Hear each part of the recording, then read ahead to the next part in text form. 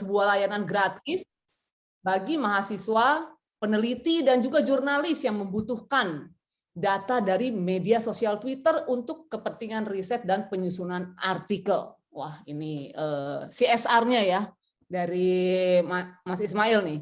Dan sebagai konsultan Perpustakaan Nasional RI juga, beliau telah mengembangkan Indonesia One Research.id, ya, di mana itu adalah sebuah portal untuk mengakses seluruh database dan repositori digital dari perpustakaan, universitas, lembaga, sekolah, dan perpustakaan umum yang menjadi anggota.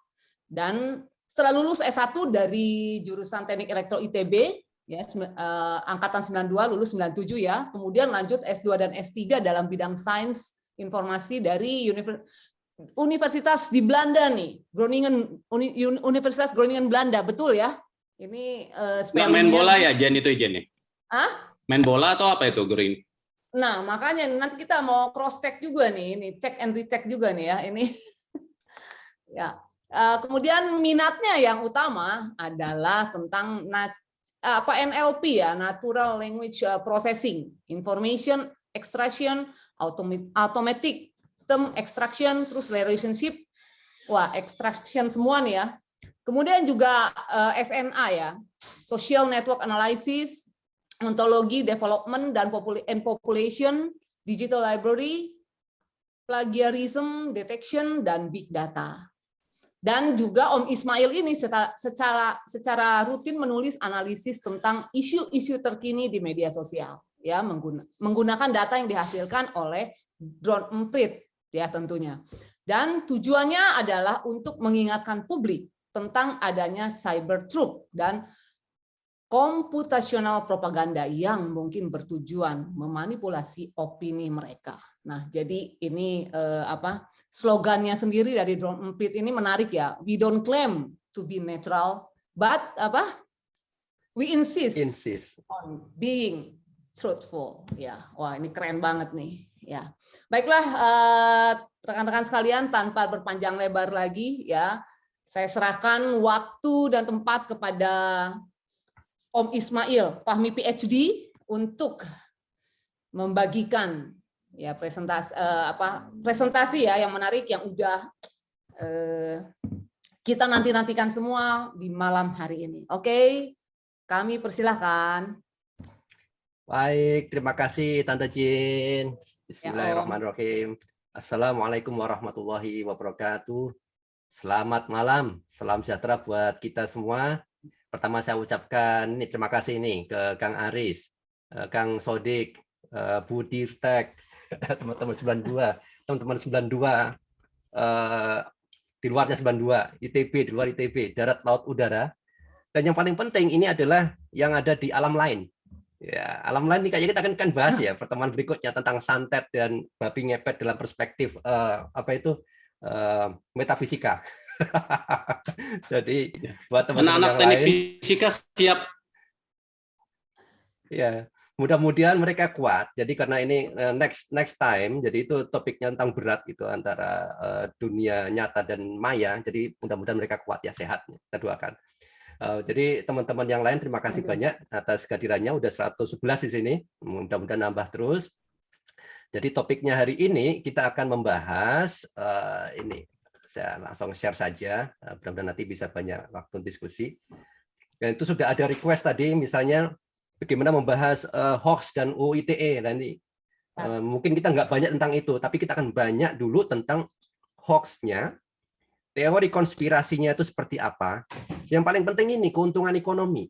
Jadi harapan saya dari presentasi ini, dari kita diskusi sekarang ini adalah publik bisa sadar bahwa hoax yang sampai di mereka itu ternyata ada yang untung.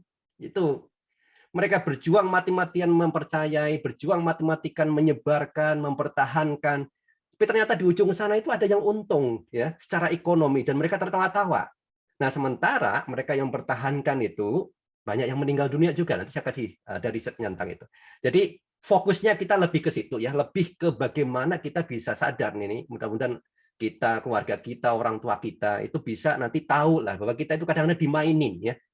Memang ada sebagian yang benar ya, nanti saya lihatin ada satu teori kenapa teori konspirasi itu kadang-kadang benar dan masuk akal, ya gitu. Dan kemudian orang itu bisa mati-matian percaya tentang itu.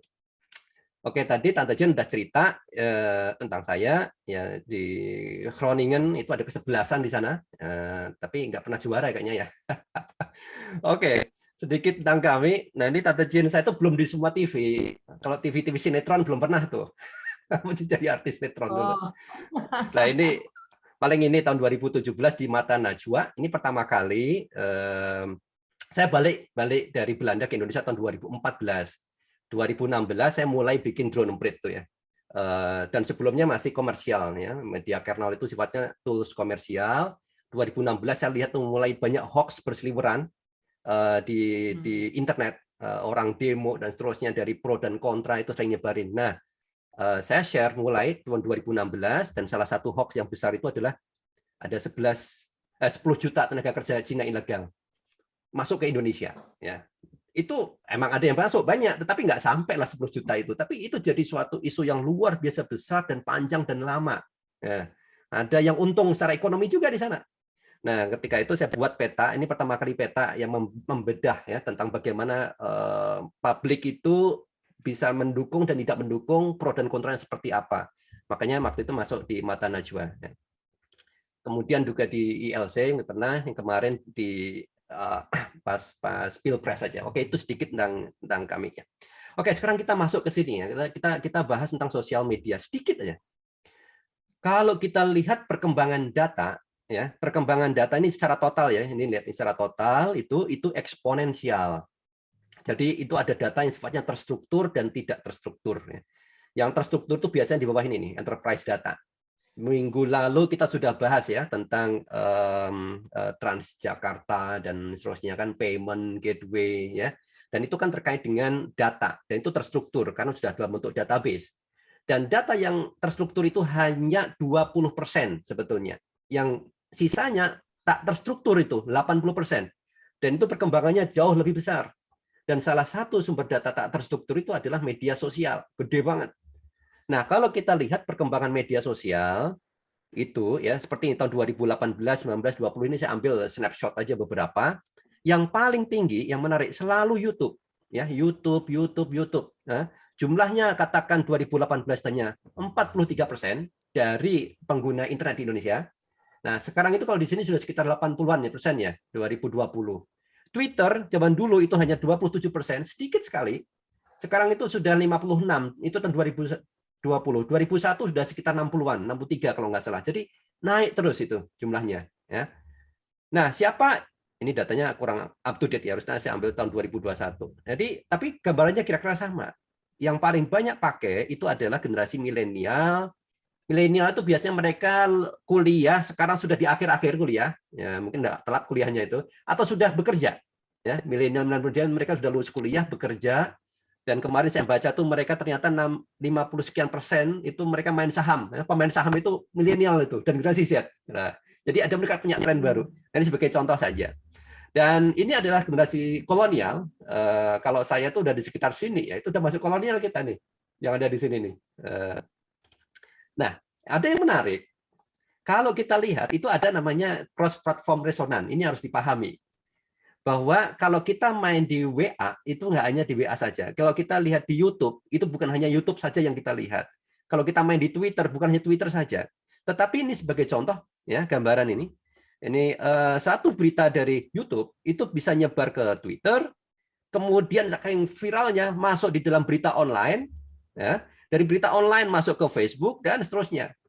Sampai saya sering itu lo nge-tweet tuh, nge-tweet guyonan aja juga masuk di media itu kadang karena kesulitan mereka udah nggak kadang karena COVID-19 ya, jadi media itu lagi nyari berita-berita di media online. Nah kalau di media online itu kadang-kadang nggak bisa membedakan mana itu berita betulan, mana yang sifatnya joke, mana kadang hoax gitu. Itu kadang ada di share juga, sampai juga pusing gitu kita nih. Nah tapi itulah kira-kira. Ini sudah nggak ada border lagi, nggak ada sifatnya eksklusif. Itu menyebar ya. Nah, sekarang kita lihat, ini ada, saya ambil data, masih baru, ini sekarang tanggal 15 ya, ini kemarin tanggal 14, itu ada, kita lihat dulu lah ya, bagaimana tentang hoax, khusus hoax. Ini saya ambil dari Mavindo, dari salah satu peneliti Mavindo, kemarin dia presentasi, semester pertama aja, berarti semester pertama tahun 2021 sampai bulan Juni ya, sekitar gitu. Nah, ini jumlahnya kira-kira seperti ini. Kebanyakan hoax itu hoax sifatnya umum, macam-macam. Nah, yang kaitannya terkait COVID lumayan tuh. Ya.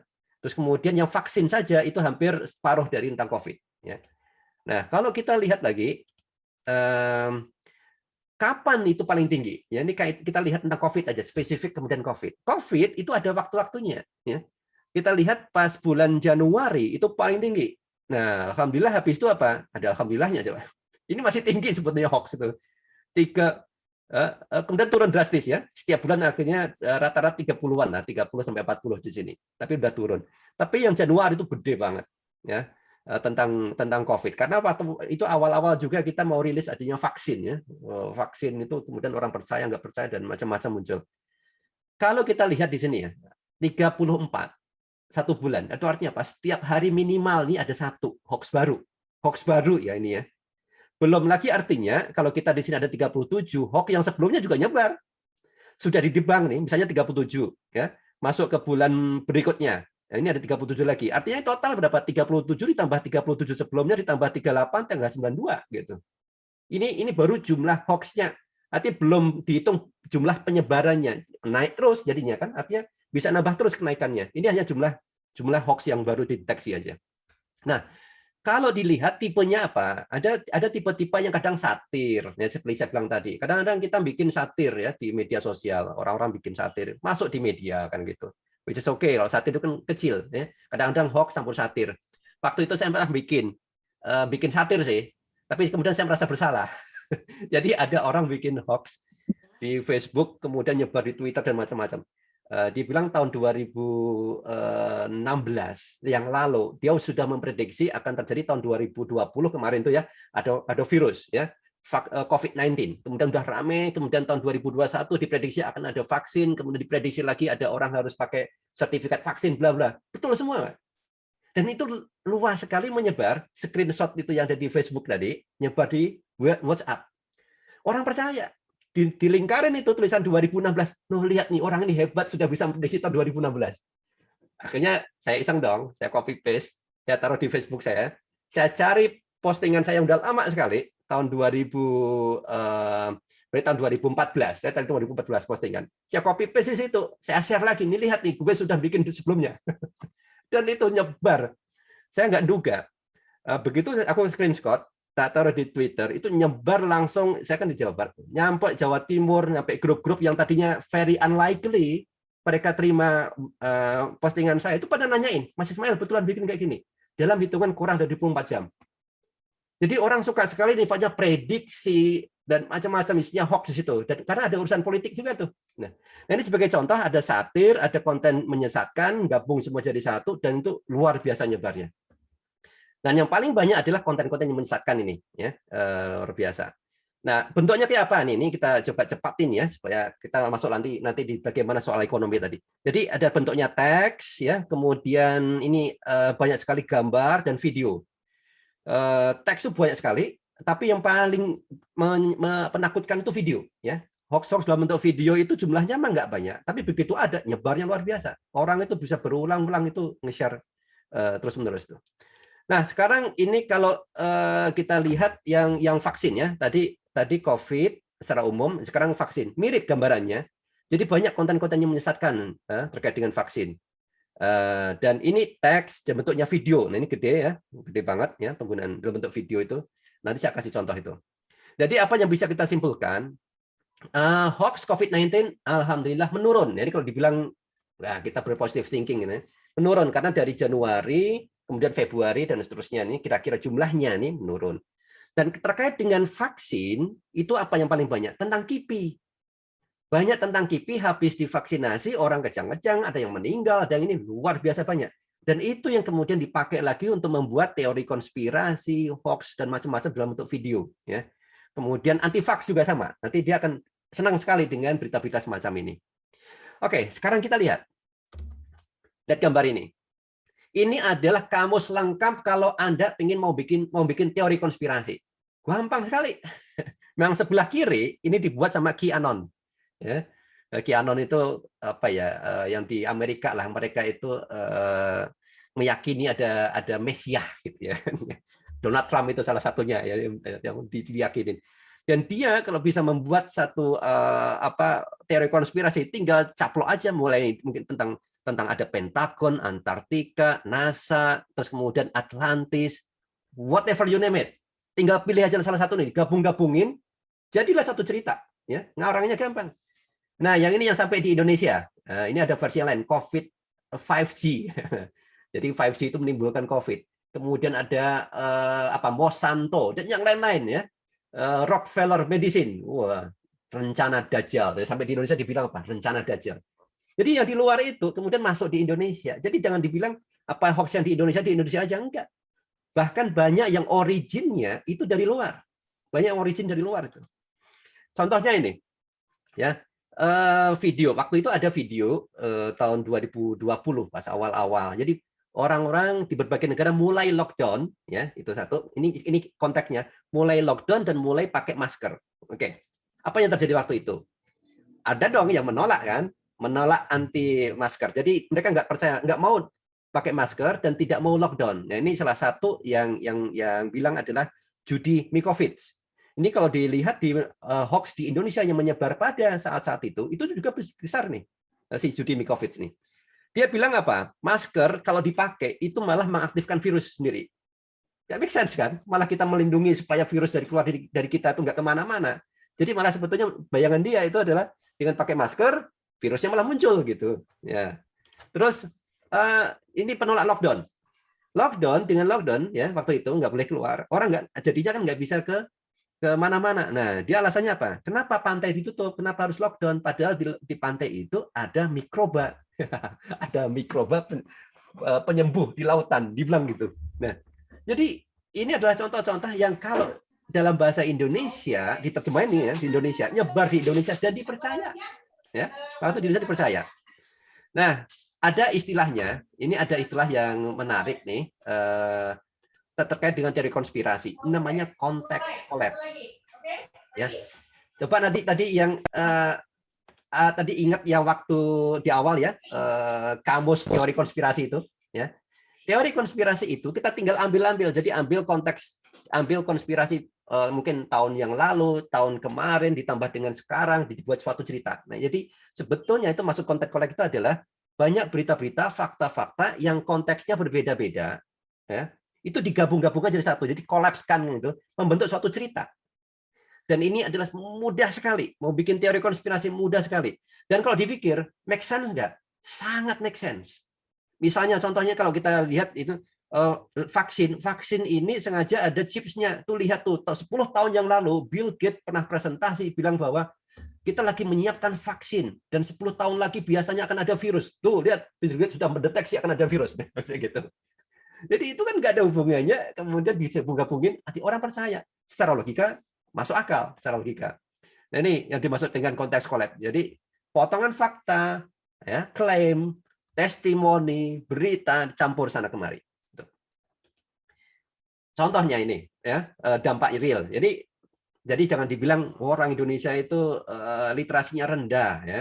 Orang Indonesia itu nggak banyak baca sehingga terkena hoax. Jangan salah, di luar pun juga banyak. Kita belum kena 5G, ya, karena 5G belum ada di Indonesia. Belum, masih baru lah gitu. Tapi di UK 5G itu udah dipasang, udah banyak antena, dan tahu sendiri kan banyak antena itu datangnya dari mana tuh alat-alat 5G kan dari Huawei barangkali kan, dari Cina, dari daerah sana.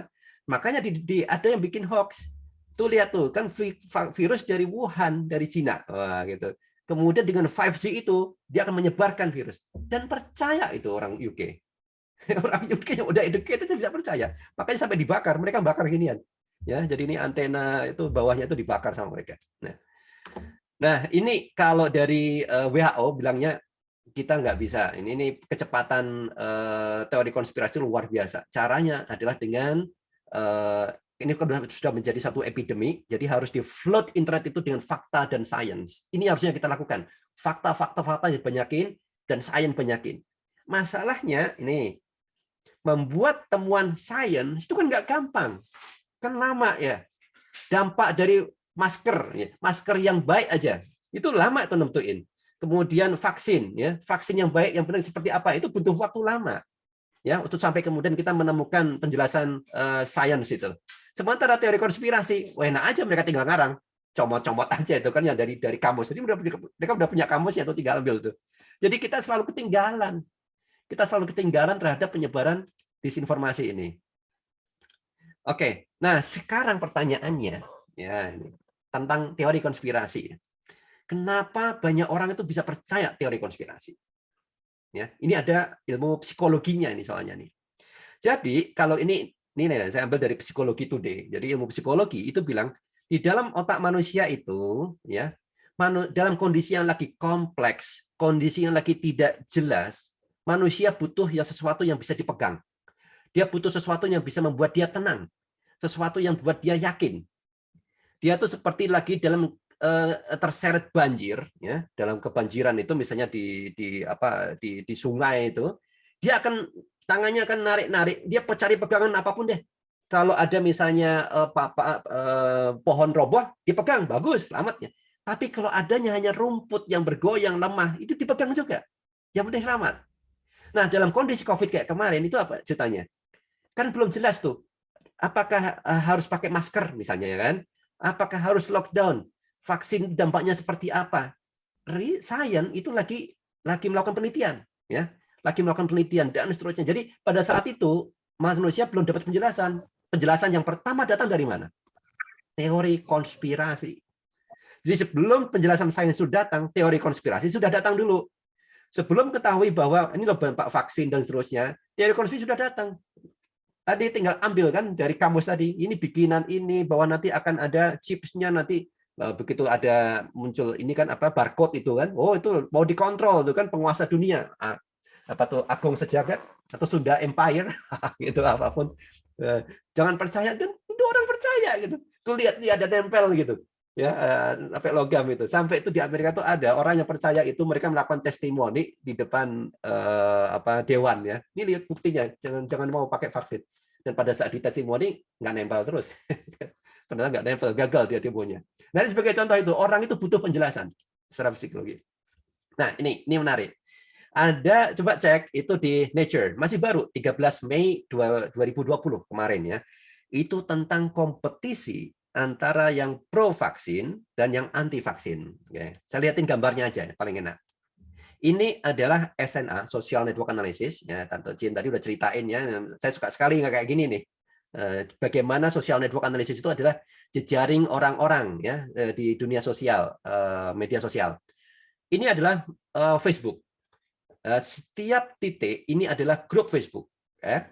Titik yang warnanya biru, ya biru ini adalah grup Facebook yang pro vaksin. Titik yang warnanya merah, grup Facebook anti vaksin. Kemudian titik yang warna hijau itu grup Facebook yang undecided. Nah, contohnya kayak grup 92 ITB ini kita bukan pro vaksin anti vaksin, kita suka happy aja kan. Nah, itu kita nggak ada urusan, undecided gitu. Nah, soalnya ada grup pro vaksin itu sengaja betul-betulan memperjuangkan vaksin. Yang anti vaksin itu betul-betul memperjuangkan anti-vax gitu. Nah, lihat di sini. Pertanyaan saya, coba perhatikan, membaca data ini ya. Titik-titik ya, yang warnanya hijau itu ada di mana? Lebih dekat kemana coba? Lebih dekat ke yang biru atau yang merah? Ternyata lebih dekat mana? Yang merah. Jadi undecided itu jauh lebih dekat dengan anti-vax. Artinya apa? Anti-vax ini bisa saja dia berusaha aktif mendekati grup-grup yang undecided tadi. Semangat mereka untuk berjuang antara yang pro vaksin dan anti vaksin jauh lebih besar yang anti vaksin. Oke, ini perkembangannya. Jadi ini adalah evolusi cluster yang warna merah ya. Dia lihat nih aktif sekali dia mendekati yang warna hijau ya. Dia juga aktif mendekati sedikit ya ke yang warna biru, artinya dia perang lah. Jadi artinya apa? Mereka nggak peduli. Yang mereka yang sudah anti-vax, tahu itu ada grup yang pro-vaksin, biarin aja deh. Kita nggak akan menang, kita nggak bisa mempengaruhi mereka yang pro-vaksin. Tapi kita bisa mempengaruhi mereka yang undecided. Nah, ini dilakukan nih. Yang pro-vaksin, sebetulnya aktif dia. Mendekati, kadang menyerang. Nah, ini lebih banyak ya. Menyerang, menjelaskan kepada yang anti-vax. Tapi still, masih nggak banyak. Karena capek juga kan jelasin kepada yang anti-vax. Tapi di sini yang paling menarik adalah upaya mereka masing-masing untuk mendekati yang undecided. Jadi perang di sini adalah tinggal perang mempengaruhi yang undecided. Karena mempengaruhi yang dari pro vaksin berubah menjadi anti vaks susah, yang anti vaks jadi pro vaksin juga susah. Apa yang terjadi? Nah, ini yang menarik. Saya ngeri-ngeri sedap kalau lihat grafik ini ya. Ini tahun kita sekarang di sini kan Januari 2020 ya. Ini 2021 ya. Yang warna merah ini adalah grafik yang anti vaks. Grafiknya lihat tuh, grafik naiknya lebih apa? Lebih tinggi kan ya grafiknya, lebih tinggi ya, percepatannya lebih tinggi dibandingkan yang pro vaksin. Yang pro vaksin warna biru itu lebih landai. Jadi yang terjadi adalah kira-kira 10 tahun lah dari sekarang ya. 2031-an atau 32 kira-kira gitu ya. Ini ties. Jadi kalau dia sama ya. Jumlah grup Facebook ya yang mereka pro vaksin dan anti vaksin itu sama. Tetapi kalau lihat perkembangannya ya, grafik trennya, yang anti vaks akan lebih tinggi setelah itu. Jadi dunia kita tidak akan, kalau lihat grafik ini, dunia kita tidak lebih baik di masa depan tuh. yang disinformasi, kontra apa itu, teori konspirasi, anti vaksin bisa jadi lebih besar. Oke, sekarang kita masuk tentang keuntungan ekonomi. Kenapa mereka melakukan itu? Dan kenapa mereka lebih militan dibanding yang mereka yang pro vaksin? Ya. Ini Dr. Mercola ceritanya. Ya, saya ambil dari luar negeri dulu ya. Sebelum masuk ke Indonesia, nanti saya lihatin yang versi Indonesia. Saya lihatin yang versi luar dulu. Yang di luar itu udah ada terkenal namanya Dr. Mercola. Dia itu menyebarkan paham anti vaksin. Ya. Dan dari situ dia tujuannya apa? Dia bilang kita nggak perlu divaksin, tubuh manusia itu udah bisa sehat sendiri. Terus butuhnya apa? Kita cukup dengan vitamin. Ya, kita cukup dengan obat-obatan yang apa tuh, yang mungkin herbal atau apalah ya, yang sifatnya natural. Ya. Makanya di sini bilang dia nge-push natural cures. Jadi obat-obatan yang sifatnya natural. Dan kemudian dia mendiseminate anti vaksin. Keuntungan dia luar biasa dan ini tahun 2017 ya. Itu 100 juta dolar itu net worth-nya dia itu. Nah, sekarang lihat dia dapatnya dari mana coba? Nih. Silakan cek di YouTube ya, Dr. Mercola. Wah, itu jualannya banyak. Peppermint oil jual itu kan. Biodynamic tentang suatu ya, Cytoorganic cotton ya. Kemudian krill oil ya, terus kemudian ada apa itu? Ada vitamin. Ini yang dijual. Jadi arahnya ada. Jadi kebayang ya. Orang itu dengan vaksin lebih sehat. Oke. Nah, dengan tidak vaksin artinya apa? Dia membutuhkan sesuatu yang lain ya untuk membuat dia sehat, yaitu yang sifatnya natural menurut si dokter ini. Nah, kalau mau yang natural, beli vitamin A, B, B, C dan kemudian obat A, B, C yang sifatnya natural juga. Belinya dari mana? Dari saya belinya. Dan karena pengikutnya banyak, mereka itu punya semacam kelompok sendiri. Lihat tadi ya, grup yang anti vaks tadi kan grup sendiri. Mereka bisa menjual di antara mereka. Dan karena keuntungannya besar, maka dia bisa memproduksi terus konten terus, ya. Nah kita misalnya gini, yang pro vaksin, apa yang dijual? Gak ada kan? Kita nggak jual apa-apa karena udah pakai vaksin sudah selesai. Karena kita nggak dijual, artinya kita kan kadang keuntungan ekonominya juga nggak dapat banyak. Hanya sifatnya apa itu semangat saja kan untuk itu. Jadi kalau dibilang keuntungan ekonomi itu membuat mereka akhirnya bisa lebih banyak menciptakan konten lagi, semangat menjual, itu make sense karena apa? Timbal baliknya secara ekonomi jelas gitu. Dan ini orang yang nggak ngerti ya, itu akan terbawa terus. Nah, sekarang kita lihat. Ini coba ini komputer sound. Oke, ini ada video. Ini sekarang yang Indonesia ya, yang tadi luar negeri. Oke, jelas kelihatan segitu. Nah, ini saya mau play. Harus menyiapkan, dengaran nggak ya? yang pastinya website ya, website kita harus punya website. Ketika sudah punya website, dengaran ya? tinggal kita mana mau arahnya kayak gitu kan. Kalau saya menyarankan itu memang yang paling menarik, yang menghasilkan viral itu ada banyak. Seperti konten politik, konten selebriti, ya kan, berita hal yang aneh gitu, yang unik, yang di luar pikiran manusia biasa gitu. Kalau yang mereka yang baru memulai-mulai itu rata-rata biasanya kisaran penghasilan mereka itu kalau yang kotornya itu bisa sampai 20 sampai 30-an aja. Bersih-bersih mungkin sekitar 10 sampai 15 jutaan. Ada beberapa, tapi setelah itu saya sarankan mereka untuk tidak main di ranah politik setelah itu, karena sangat-sangat berbahaya. Ada beberapa yang terkena internet positif itu kan diblok oleh Kominfo. Jadi saya sarankan kepada mereka jangan main di politik aja. Kalau main di politik pun jangan yang ini, jangan yang terlalu brutal ya kalau gitu. Yang ya semi-semi aja lah, yang kemarahan orangnya nggak terlalu marah sekali kayak gitu. Yang ibaratnya kemungkinan kita nggak dilapor ke polisi gitu aja sih, yang biar aman. Jadi misalnya otomatis berarti kamu harus bikin berita yang menjelekkan lawan dia, kayak gitu. Ya, yang menjelekkan ini kita cari dulu di situs-situs nasional, mainstream juga banyak biasanya. Sekarang gampang nyarinya. Nah, kemudian judulnya diedit sedikit, kayak gitu kan. Kita edit dikit, nah, kemudian gimana caranya biar reaksi orang lebih terpancing. Tapi isinya tetap dari situs-situs yang mainstream biasanya, seperti itu. Biasanya dibangun opini dulu. Ada bagian opininya dan ada faktanya yang dari situs mainstreamnya. Tetap ada yang dari mainstreamnya. Yang dari mainstreamnya nggak diedit, cuma ditambahin aja. Paling opini untuk menggiring supaya mereka terpancing emosinya aja.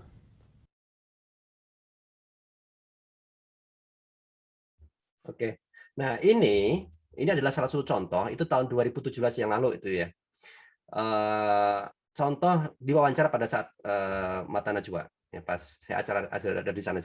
Jadi dia pada saat politik tahun 2017 kan mulai akan ada pilkada DKI ya, dan sebelumnya sudah ada pilpres kan 2014 dan seterusnya. Dan mereka itu mendapatkan keuntungan dari mana? Pada saat politik, mereka dapat orderan politik. Tadi kan lihat ya, dibilang ya, tolong jatuhkan lawan politik saya, gitu. Jadi ya, dia nggak tahu yang order siapa, yang penting dapat. Dan caranya gini, gampang. Dia cari dari internet, search aja berita A, berita B, ya, di Kompas atau mungkin statement di Twitter, di Facebook, diambil jadiin berita. Yang penting bisa menyerang. Ya. Dia dapat kalau kayak gitu, dia dapat fee ya dari politik. Dan ada juga dibilang tadi bikin website. Ini si bosnya. Ya, waktu itu dia bilang satu bulan dia bisa dapat minimal 100 juta. Ya, 100 juta keuntungan dia. Muridnya yang tadi diceritain, pemula, muridnya itu harus bikin minimal itu 10 atau mungkin 20 website. Dan dia harus bikin terus, dan dari website itu disebar kemana-mana, nanti dia akan pasang yang namanya AdSense. Dan keuntungan muridnya itu 15 juta. Nah, itu dari AdSense saja. Ya. Sekarang coba ini, nah lanjutannya. Nah, ini kalau yang pastinya saya mau next gimana caranya nih? Website ya. Next. Harus menyiapkan. Nah, next lagi. Nah ini, dikit ini pendek sekali. Kalau saya kebetulan memang ini ya, bisnis ya, motifnya memang bisnis, jadi saya nggak terlalu peduli sih dengan hal seperti itu. Nah, dia cerita, ini memang bisnis. Saya nggak peduli apakah dampaknya negatif atau tidak, karena memang murni dia arahnya ke bisnis. Oke, kita lanjutin. Sorry, next. Nah, sekarang kita lihat. Dia bilang tadi, ya, ketika membuat hoax, tinggal cari aja di media mainstream. Nah, kalau contohnya adalah sekarang saya mau bikin hoax di YouTube. Kalau tadi kan di berita, ya. Yang paling banyak sekarang salah satunya di YouTube, karena kalau kita punya kanal YouTube, waktu itu belum terlalu ramai tuh keuntungan dari YouTube tuh. Nah, dari YouTube kan tinggal potong-potong tuh. Caranya apa? Cari aja misalnya, search bahaya vaksin COVID. Jadi misalnya Anda mau bikin hoax terkait dengan vaksin COVID untuk menakut-nakutin orang. Cari aja bahaya vaksin COVID. Ketemu CNN Indonesia, Kompas TV, judulnya aja lihat nih. Efek samping usai vaksin, nyeri hingga demam. Terus nih, guru Susan lumpuh usai vaksin COVID. Gimana nggak takut nih? Saya hanya kasih sebagian saja. Tulisnya panjang sekali tentang bahaya vaksin COVID aja. Dan ini kemudian yang diambil, kemudian dibuat.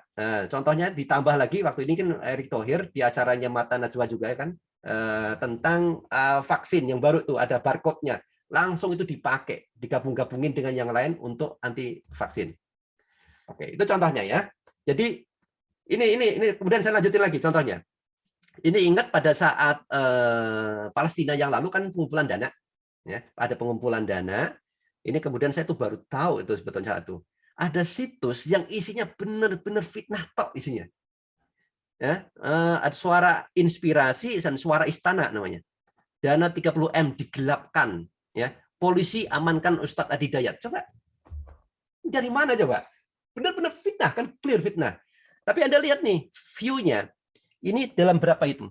Dalam satu hari view-nya 42.000. Oke. Ngemis minta maaf, Adi Hidayat akui gelapkan dana sumbangan. Isinya semuanya kayak gitu. Dan ini yang bawahnya, ini kan dua kanal yang beda. Suara inspirasi dengan suara istana. Tapi lihat bentuknya, gambarnya, modelnya kan sama persis.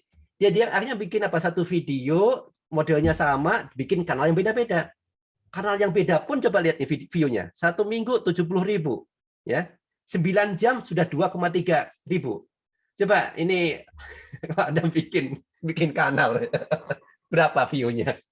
Ya kemarin kita bikin apa itu 92 bikin acara kayak gini ya, taruh di YouTube. Nontonnya paling berapa? Belum sampai 1.000 saya kira kan. Susah sekali. Tetapi yang kayak gini, fitnah semacam ini luar biasa. Dan ada semacam ini dari dia aja, pembuat yang sama aja. Itu kalau misalnya sekitar 10-an itu. Sekitar 10-an. Coba kalau bisa menghasilkan kayak gini, berapa coba keuntungan dia? Hanya dari YouTube saja. Nah, kalau yang tadi, yang di Mata Najwa tadi, dia itu kan bilangnya bikinnya, ini kan, bikinnya, lanjut lagi, saya lanjutin lagi. Nah, ini yang teori konspirasi. Kalau tadi fitnah. Ada situs channel namanya Flat Earth 101. Ini terkenal. Saya nggak tahu di sini ada yang percaya dengan Flat Earth nggak.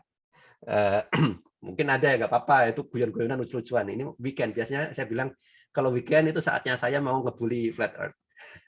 Nah, di kanal Flat Earth, ini view-nya gede-gede. Ini dari kanal dia aja ya. Ini 1 bulan yang lalu, 317 view. Ya. Kemudian ada yang 284. Punya ratusan view deh. Nah, ini 1 tahun ada 1,1 view miliar, ya juta view. Artinya tinggi sekali. Jadi mereka membentuk suatu community yang percaya, kemudian dikasihlah teori konspirasi macam-macam. Nah, gambarnya lihat kayak gini nih kan. Lihat aja videonya, isinya itu benar-benar konspirasi. Potongan sana, potongan sini. Tadi kan ada kamus teori konspirasi diambil aja, membentuk satu cerita. Dan itu orang percaya. Nah, ini contoh ya. Bapak saya tanggal 17 Juli yang lalu, jadi bulan lalu nih, baru pas 1 bulan yang lalu, beliau kirim ke sini, tolong nih dicek. Nah, dikasih link. Ada link di YouTube, forwarded many times. Artinya apa? Link ini sudah nyebar di grup WA entah berapa kali, akan dikirim bapak saya ke saya. Viral hari ini, rencana kotor penguasa terancam gagal oleh Dr. Lois. Nah, ini tentang Dr. Lois waktu itu. Oke, video ini ada benarnya enggak? Ini bapak saya tanya. Saya buka dong, gitu ya. Dan video itu saya terima tanggal 17 Juli. Video itu dibuat tanggal 14 Juli. Jadi 14, 15, 16, 17. Baru 3 hari ya. Baru 3 hari, view-nya udah berapa nih? 753.000 view. Hampir 1 juta. Isinya itu, ini sekitar panjangnya 10 menit. Ya. Tetapi saya lihat videonya hanya 5 menit. Jadi diulang lagi. 5 menit tambah 5 menit supaya dapat bisa dimonetisasi karena ada panjang tertentu. Nah, ini nih, kematian karena interaksi antar obat, bukan karena COVID. Nah, ini yang dibilang si Louis. Dipotong, digabung lagi dengan pernyataan salah seorang kiai, ya, vaksin dari Cina untuk membunuh umat Islam. Oke? Dipotong lagi, ditambah dengan ustadz yang lain. Jangan berharap pada vaksin, berharaplah pada Allah. Oke? Ditangkasi dengan musik-musik Hollywood gitu. Dan seterusnya. Ketika saya membaca ini, saya nonton, saya posisikan diri sebagai bapak saya, ya. Yang nggak ngerti gimana cara ngecek, yang nggak ngerti apa itu teori konspirasi, saya dengerin aja lah. Saya lihat, saya play, saya terpengaruh loh. Saya terpengaruh dan saya percaya, oh iya betul itu, jangan percaya sama ini. Benar dokter ini bilang, oh Pak Yai juga bilang gitu, ada 2 kiai juga bilang gitu. Wah bahaya kalau saya berharap pada vaksin, harus berharap pada Allah kan gitu. Makanya Pak, orang-orang nggak mau divaksin. Waktu itu bapaknya juga ragu-ragu divaksin. Nah, saya harus terangin panjang lebar itu. Ya. Oke, nih, jadi ini contoh lagi ya, konspirasi di Facebook. Nih, saya mau lihatin bagaimana yang tadi itu ya, bagaimana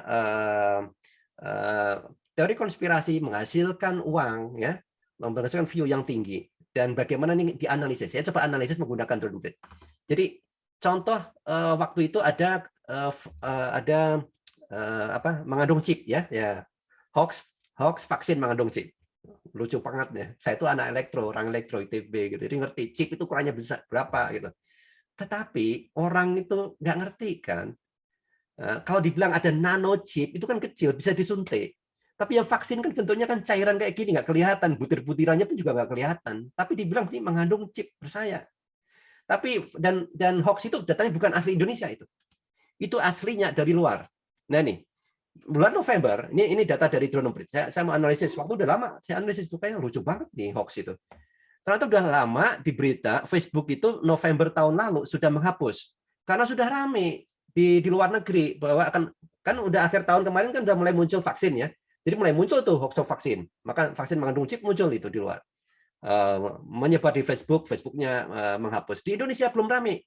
Di Indonesia belum rame, baru, nah ini, Erick Thohir muncul di Mata Najwa, bilang ada barcode. Nah, barcode itulah dibilang kode, bilang vaksin. Akhirnya dipakailah itu di video. Nyebar di Indonesia, gede banget, rame. Nah, ini ya videonya yang nyebar. Nah, saya lihatin petanya yang nyebar kayak apa. Nih, ini yang di Twitter doang nih. Video itu padahal nyebarnya lebih banyak di WhatsApp. Ya, dijelasin. Itu ada pokoknya yang dari luar, kemudian Erick Thohir, ada gambarnya si siapa Bill Gates juga, ya namanya juga teori konspirasi, gabung-gabungin ya. Nah ini yang pro pemerintah, Nagas itu melawan hoax itu. Nah yang ini akun-akun ini yang menyebarkan hoax itu. Tapi kalau saya lihat akun-akun ini bukan akun-akun yang nggak paham tentang chips, mereka paham tentang itu. Dan saya yakin mereka tuh percaya bahwa tidak mungkin ada chips. Tapi kenapa disebarin? Karena ada di sini faktor politik di situ ya. Pokoknya nyerang pemerintah di sana. Ya, jadi ada faktor politiknya. Jadi dipakailah hoax bahwa chip mengandung vaksin itu untuk nyerang pemerintah sana. Padahal di sini nggak percaya. Korbannya siapa? Orang-orang tua yang nggak percaya itu. Nanti kalau dilihat vaksinnya diisi chip, astagfirullah, kebongkar sendiri. Padahal saya nggak yakin orang ini itu percaya. Gitu. Barcode di vaksin Sinovac, sip, paham. Itu. Kalau vaksinnya akan diberikan kepada kita sampai dipasang chip dan privasi kita akan terkontrol secara masif, aku mah lebih baik nggak mau cari vaksin yang alternatif aja. Nah, ini gambaran di kita ya. Nah ini tadi saya ada grafik muncul nggak, mana tadi? Ini kelewatan tadi. Nah ini saya lihat ini. Jadi ini cara kerjanya tadi ya. Orang ngebarin bikin konten itu di website. Ini yang pertama tadi, yang versi yang tua tahun 2017. Sekarang masih ada banyak, coba lihat, banyak website, situs-situs alternatif ya. Situs-situs media sifatnya bukan mainstream. Kemudian juga YouTube ya. Banyak konten YouTube yang terbaru, banyak konten YouTube. Mereka diseminasikan lewat media sosial, Twitter, Facebook, Instagram, whatever, YouTube, Telegram. Lewat apa? Dalam bentuk teks, foto, grafik, video, ada link balik ke sana. Dan kemudian publik menerima hoax itu. Publik kemudian mengunjungi kan. Nah, keuntungannya dari mana? Kalau mereka yang tadi pemula, mereka keuntungan dari AdSense. Di website ada AdSense, dia dapat untung. Atau bikin video, dapat untung dari AdSense. Ya kan? Ada juga yang kayak Mercola. Jangan salah, di Indonesia yang jualan alternatif kan banyak ya. Pakai ini, pakai itu, obat ini, pakai itu, yang sifatnya alamiah kan itu. Banyak sekali. Ya, pokoknya jualan ini dan mereka percaya banget, nggak mau yang vaksin, nggak mau obat-obatan, akhirnya pakai yang beli gini-ginian itu. Jadi jualan apa? Dari produk. Jadi pembuat hoax dan teman-temannya dan kelompoknya mereka dapat untung dari sini. Plus satu lagi, dari mana? Kalau dia ambil arahnya politik, dia dapat fee dari pemesan untuk menyerang lawan politik kayak tadi. Jadi ada 3 sumber. Dan kalau ini bisa pakai kayak tadi saya contohin tadi ya. Hoax itu bisa kaitannya dengan kesehatan, itu bisa ditunggangin untuk menyerang politik juga gitu ya. Entah diaudit atau enggak, kadang kita nggak tahu, tapi begitu masuk di politik itu udah jadi makanan itu ya, antara pro dan kontra saling nyerang. Jadi hati-hati banget itu. Nah, oke, saya lanjutkan bagian akhir. Nah, contohnya yang Louis tadi ya. Louis, kenapa dipercaya? Mbak, ini saya lihatin. Tolong perhatikan ketika terima hoax. Ini karena kasus Louis ini menarik sekali. Dia lengkap. Narasinya itu lengkap mewakili banyak pihak. Ini saya rangkum dari cuitan si Louis. Ini dipakai Drone Emprit tuh. Saya pakai Drone Emprit, saya kumpulin semua. Dan ini sudah dihapus sama si Louis, tapi download masih bisa ngambil tuh. Cuitannya dihapus semua, kita masih bisa dapetin tuh. Jadi saya bisa cek. Pas saya cek klik larinya ke website, ke Twitter nggak ada ternyata. Jadi saya simpulkan gini. Kematian karena keracunan obat, bukan virus. Jadi dia bilang kayak gitu, orang mati itu karena keracunan obat, interaksi antar obat. Ya. Akhirnya apa? Orang tidak mau minum obat. Ya kan gitu. Terus vaksin menurunkan imunitas. Ini teori dari mana? Ini teori anti-vax. Jadi ada anti-vax, ada teori konspirasi, ya. Mereka punya narasi-narasinya sendiri. Dan itu diulang-ulang terus. Nah, kita bisa temukan vaksin menurunkan imunitas itu adalah narasinya anti-vax. Vaksin adalah logam berat, ya, merkuri itu, dan itu adalah racun. Nah, ini narasinya anti-vax. Nah, kalau ini saya adalah suara kebenaran, saya anti-hoax, paling ilmiah dunia. Kalau ini sih paham ya, si Louisnya sendiri. Semua penganjur vaksin adalah penjahat perang, pengkhianat bangsa. Ini narasi apa nih? Ini narasi teori konspirasi. Gitu. Ingat ya, kembali tadi ke yang kamus teori konspirasi. Ya, dia tinggal ambil, oh ini bagian dari NATO, bagian dari ini segala macam itu. Ya. 100% yakin COVID-19 ini bukan virus. Etil merkuri dalam vaksin ada depopulation. Kalau mengandung kata kunci depopulation, itu berarti apa? Teori konspirasi. Jadi dia tinggal ambil aja. Narasi ini digabung-gabungin semuanya, ujung-ujungnya ada gabungan dari paham-pahaman ini. Protokol pengobatan COVID ada protokol setan. Teori konspirasi. Nah, oke, ini pendukungnya si Louis. Nah, kalau dilihat Louis itu saya nggak tahu ini secara religionnya gitu ya, peduli lah. Tapi kalau lihat dari followernya itu gambarannya kayak gini, banyak umat Islam gitu. Nah, tulisannya Arab banyak sekali yang percaya gitu. Jadi juga kadang menyedihkan gitu ya. Nah, ini ada contoh kemudian bikin podcast si Babe ini ya. Karena waktu itu si Louis diblokir ya. Kemudian bikin podcast sendiri dan podcastnya nyebar. Ya, si Babe itu nyebar. Dan akhirnya banyak dibaca dan orang percaya dengan podcast itu. Ya, karena pas di acara TV, Louis nggak sendirian, ada yang lain-lain. Pendukungnya nggak puas. Dia kita bikin podcast sendiri aja, biar Louis bisa ngomong semuanya, kebenaran bisa disampaikan. Gitu. Sampai betul. Jadi ini di WA, di grup-grup WA orang pada membaca dan percaya video-video pendek nih ya dari Babe itu. Oke. Nah, kalau dilihat ini Louis pendukungnya di mana nih? Lebih dekat ke oposisi. Nah, ini makanya gabungan. Apakah oposisi percaya sama Louis? Enggak, gitu kan. Cuma sebagian dari oposisi ada yang percaya. Dan kadang ini dipakai itu apa? Untuk yang ya tadi urusan politik gitu kan.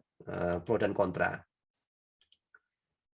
Nah, ini nakes ada di mana? Nakes itu ngumpul semua di sini. Nah, ini saya gabungkan ada Dr. Simon waktu itu. Nah, ini ada Dr. Louis, Dr. Simon. Mereka itu ya, ini saya mau tunjukkan apa? Bahkan nakes pun kalau dia punya pendapat yang berbeda pada keumumnya nakes, tidak berdasarkan sains, dia akan berkelompok sendiri. Dr. Simon sama Dr. Louis itu berdekatan. Dan dia lepas daripada nakes. Ya. Dan dia mendekati ini siapa? Ada orang-orang yang percaya sama mereka. Teori konspirasi, anti vaksin, atau apa segala macam yang nyambungnya di situ. Gitu. Jadi dengan SNA kita bisa petakan juga itu. Kelompok-kelompoknya, penyebarannya juga lingkaran-lingkaran itu aja. Gitu, jadinya. Oke. Nah, ini kalau kita simpulkan ya, bagaimana terbentuknya satu kepentingan ya, klaster-klaster itu. Ada yang pro teori konspirasi, ada yang pro anti vaksin, ada yang politik. Ya. Kemudian juga ada mungkin ya influencernya itu sendiri. Mereka punya narasinya sendiri jadi satu gitu, dipakai. Ya. Jadi kira-kira gitu. Nah, ini ada contoh yang orang meninggal karena hoax ya. Ini cerita. Ini pada hari itu bapaknya tuh percaya sama dokter perempuan yang kontroversial tentang ya, maksudnya siapa lagi kalau bukan yang sebelumnya kan. Jadi bapaknya sudah kena positif, nggak mau minum obat, nggak mau ke rumah sakit, dan sebelumnya masih agak sehat, nggak mau divaksin gitu. Dan menurut penelitian tahun 2020, artinya tahun yang lalu ini masih awal-awal, itu pun Agustus 800 orang meninggal karena hoax di dunia. Itu tahun lalu. Kalau sekarang bisa lebih banyak lagi karena nggak mau vaksinnya gitu. Oke, ini terakhir tambahan aja. Kalau mau deteksi hoax gimana caranya? Ya, ini biasanya saya pakai Google aja. Ini ada cekfakta.com, silakan search. Ini adalah search engine jadi buat teman-teman, Mavindo dan kawan-kawan yang lain itu, database hoax yang sudah dideteksi. Jadi masukin aja. Kalau sudah pernah ada, nanti Anda akan temu hasilnya seperti apa.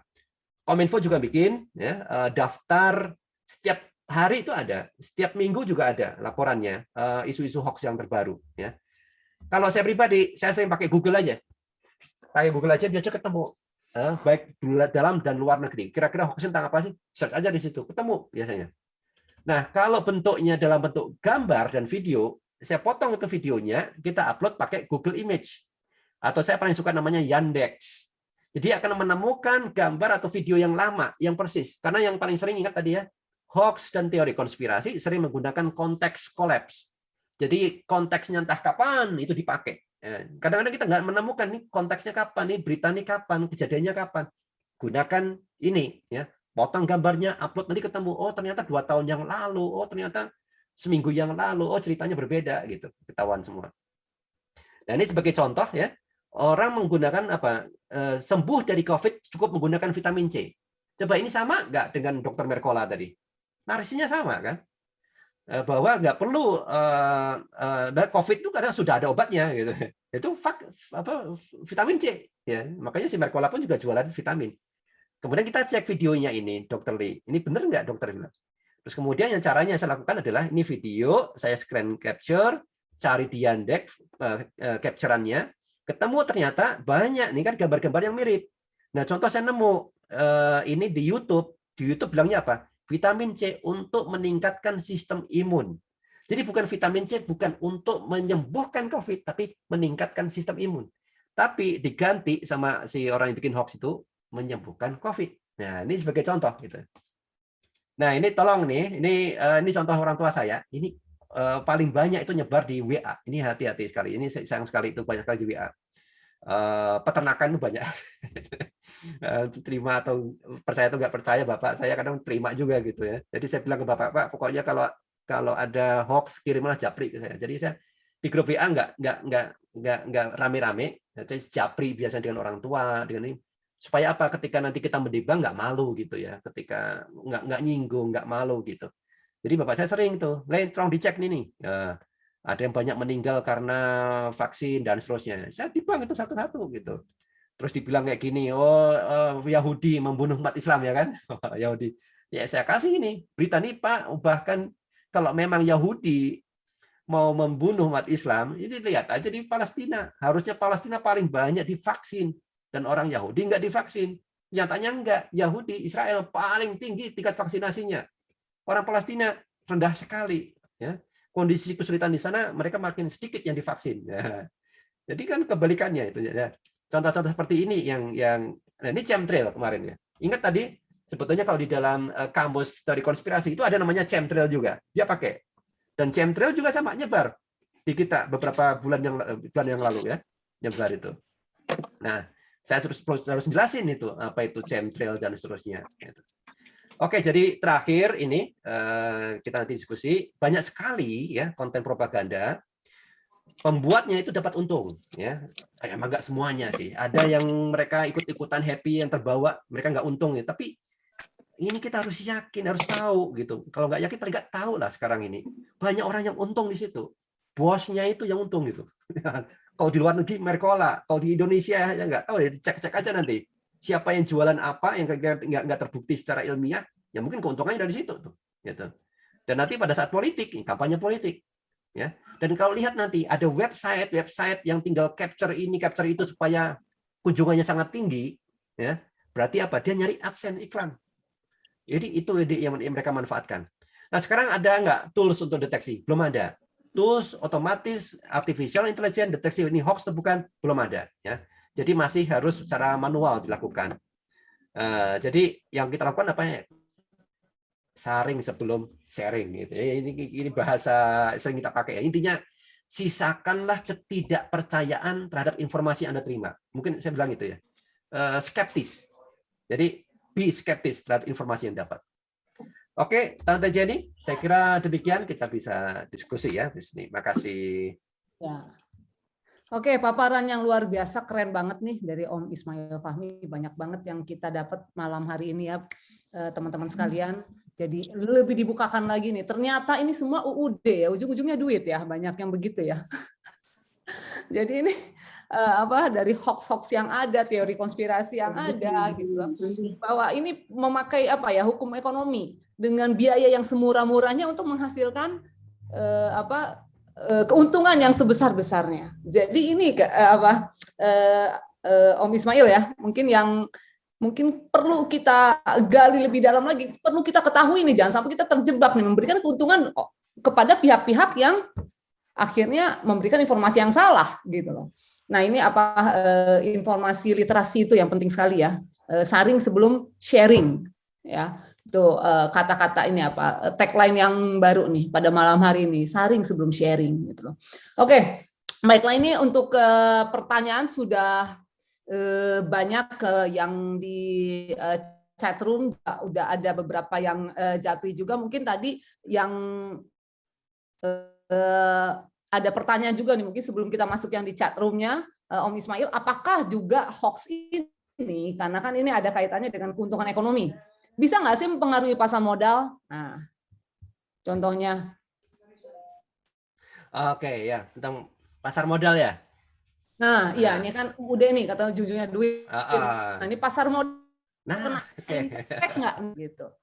Ya, oke. Tadi itu saya mau tambah itu terus jadi luas banget kelamaan. Jadi saya sisakan buat pertanyaan aja. Jadi oke. Ada yang namanya info ops. Ya, ada namanya information operation dan ada influence operation. Itu apa itu? Di dalam perang informasi itu ada dua hal itu. Itu adalah satu upaya satu pihak untuk mempengaruhi pihak yang lain untuk kepentingan pihaknya. Biasanya itu terjadi antar negara. Oke, yang sering terjadi misalnya itu Rusia, paling gampang ya. Waktu itu saya pernah ke Singapura tahun 2019 akhir. Itu di konferensi RSIS, jadi CSIS-nya Indonesia gitu. Dari sana mereka ngundang dari banyak pihak, mungkin bicara soal information operation tadi, pengen belajar bagaimana sebuah negara dipengaruhi oleh negara yang lain. Okay? Dan salah satu pembicara waktu itu banyak dari daerah Skandinavia, dia presentasi. Rusia itu setiap hari itu membuat disinformasi menyerang negara-negara sekitarnya. Finlandia, Denmark dan lain-lain itu ya, Cekoslovakia gitu. Dan cara mereka untuk melawan nggak bisa mengandalkan cek fakta seperti ini, nggak ngejar. Jadi yang dikuatkan adalah rakyatnya dipinterin, rakyatnya diajarin gimana deteksi dan seterusnya. Dan itu ada perang-perang informasi terus dilakukan itu, ya. Tujuannya supaya Rusia pengaruhnya di sekitar Skandinavia dan di Eropa kuat gitu. Nah, info ops semacam ini itu juga salah satu motifnya kadang ekonomi. Ekonomi bisa jadi antara perusahaan di luar negeri mau, nah ini makanya kita coba perluas juga ya, kita jangan langsung percaya dengan apa yang kita baca. Indonesia itu kan kaya sumber daya alam, banyak perusahaan dari luar negeri yang juga ada di Indonesia. Dan kalau misalnya ada satu isu, publik kemudian merespon fokus kepada satu isu, misalnya tentang kebakaran hutan yang karena pembalakan liar atau mungkin oleh perusahaan dan seterusnya, kan bisa terus-menerus, itu kan bisa rugi dia kan. Nah, akhirnya kadang dibelokkan, oke, dikasih isu-isu yang receh, dibelokkan supaya apa? Kita nggak ngomongin tentang itu, publik pun pindah perhatiannya tanpa kita terasa. Nah itu kalau udah levelnya gede. Nah, untuk antar perusahaan juga bisa jadi. Nah, kaitannya tadi dengan saham. Kadang-kadang ada namanya insider trading, kemudian kadang informasi dari luar. Dan yang saya nggak main saham, cuma saya tahu adalah itu saham itu kadang terpengaruh oleh sentimen ya, berita sentimen dari luar. Ketika ada berita-berita kejadian terkait dengan sebuah perusahaan, itu bisa digoreng dari luar supaya up atau down, ya itu bisa. Beberapa waktu yang lalu mungkin pernah lihat itu di Twitter, entah siapa influencer kadang bicara tentang saham satu perusahaan tertentu. Dibagus-bagusin gitu, mungkin lagi IPO atau mungkin lagi ya, insidernya mau lagi jualan atau apa gitu ya, untuk membangun opini gitu, ada semacam itu. Dan atau juga misalnya sebuah perusahaan ternyata dia ada suatu kecelakaan kayak gitu ya, kemudian dimanfaatkan oleh buzzer yang lain untuk nyerang terus, wah gini dan seterusnya, jadi negatif.